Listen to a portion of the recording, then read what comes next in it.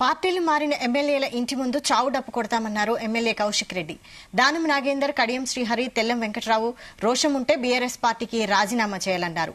కేసీఆర్ పెట్టిన రాజకీయ భిక్ష వద్దనుకునే వాళ్లు రాజీనామా చేసి మళ్లీ గెలవాలని డిమాండ్ చేశారు.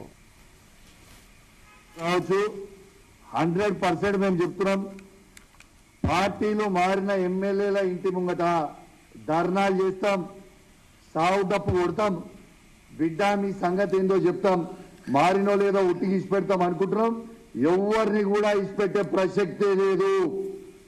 మీకు అంత రేషం ఉంటే దానం నాగేందర్ గారికి, కడియం శ్రీహరి గారికి, వెంకట్రావు గారికి అంత రేషం ఉంటే, మీరు సిగ్గు శరము లజ్జ మానం మీకుంటే, మీరు అన్నం తింటున్నారు అనుకుంటే, మీరు మొగోళ్ళే అయితే కేసీఆర్ గారు పెట్టిన భిక్షని రాజీనామా చేసి మీరు మొగోళ్ళు అయితే మళ్ళీ పోటీ చేసి గెలువురా చూస్తాం.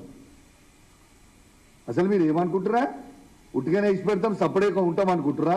రాసి పెట్టుకోరి. మీ నియోజకవర్గాలలో బై ఎలక్షన్ రాక తప్పదు, మీకు డిపాజిట్లు పోక తప్పవు.